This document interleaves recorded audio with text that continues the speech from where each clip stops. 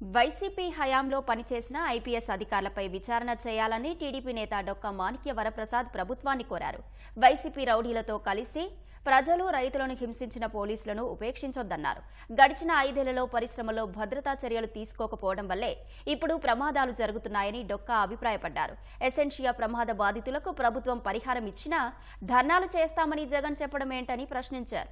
గుంటూరు జిల్లా తుళ్లూరు మండలం వెంకటపాలెం శ్రీ వెంకటేశ్వర స్వామి ఆలయంలో డొక్కా మాణిక్య వరప్రసాద్ ప్రత్యేక పూజలు నిర్వహించారు.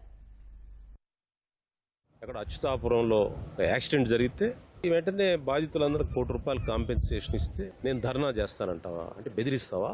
ఇంత ప్రజలు ట్రీట్మెంట్ ఇచ్చినా కానీ నీ మనసు మారదా? నీ దుర్మార్గపు ఆలోచనలు రివ్యూ చేసుకోవా? అలాంటి పారిశ్రామిక వాడల్లో గతం నీ 5 ఏళ్లలో ఎప్పుడన్నా పారిశ్రామిక సేఫ్టీ గురించి ఎప్పుడన్నా రివ్యూ చేసావా? నువ్వు 5 సంవత్సరాలు నిర్లక్ష్యంగా వదిలేసావు. సేఫ్టీ మెజర్స్ ఏంటో నీకు తెలియదు. వెంటనే నేను ధర్నా చేస్తానని బెదిరిస్తాను. ఏందా బెదిరింపు? ఏందా దుర్మార్గపు ఆలోచన? ఏం ప్రజాస్వామ్యంగా ఆలోచించలేవా? నువ్వు చేసిన విధ్వంసం నుంచి బయటపడాలంటే 6 months టైం పడుతుంది.